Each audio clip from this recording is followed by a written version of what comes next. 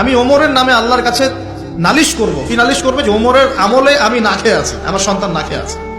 কথা বুঝতে পারছেন? এই কথা শোনার সাথে সাথে উমর রাদিয়াল্লাহু আনহুর মানে বুকে আল্লাহ পাকের ভয় চলে আসলো, হৃদয় প্রকম্পিত হলো। প্রকম্পিত হওয়ার পর তিনি নিজে চলে গেলেন মদিনায়, যেটাকে বলি আমরা বাইতুল মাল, মানে রাষ্ট্রীয় সম্পদ যেখানে থাকতো ওটাকে বাইতুল মাল বলা হতো। সেখান থেকে একটা আটার বস্তা নিজের কাঁধে উঠিয়েছেন, উঠিয়ে নিজে পায়ে হেঁটে ওই মহিলার বাসায় যাচ্ছেন।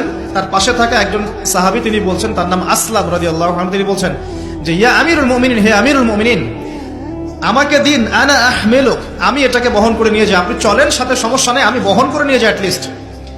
তখন উমর রাদিয়াল্লাহু আনহু বলছেন, দিলের কান দিয়ে শোনেন কথাগুলো, উমর রাদিয়াল্লাহু আনহু বলছেন, হাল আনতা তাহমিলু উযরি ইয়াউমাল কিয়ামা, তুমি কি কিয়ামতের মাঠে আমার পাপের বোঝা বহন করবে?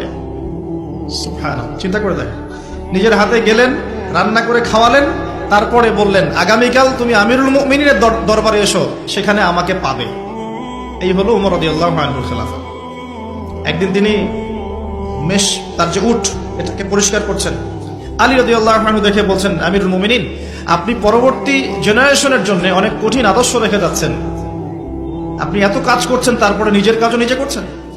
তখন উমর রাদিয়াল্লাহু আনহু বলছেন, ওয়ালা তালুমুনি ইয়া আবুল হাসান, হে আবুল হাসান, আমাকে এভাবে বিব্রত করো না, কারণ আমি ভয় করি যে আমি যে অর্ধবিশ্ব শাসন করছি, তারপরে আমি ভয় করি যে আমার এই শাসনের আন্ডারে যদি একটা রাখালও না খেয়ে মারা যায়, আমি ভয় করি আল্লাহ এর জন্য আমাকে জবাবদিহি করাবে।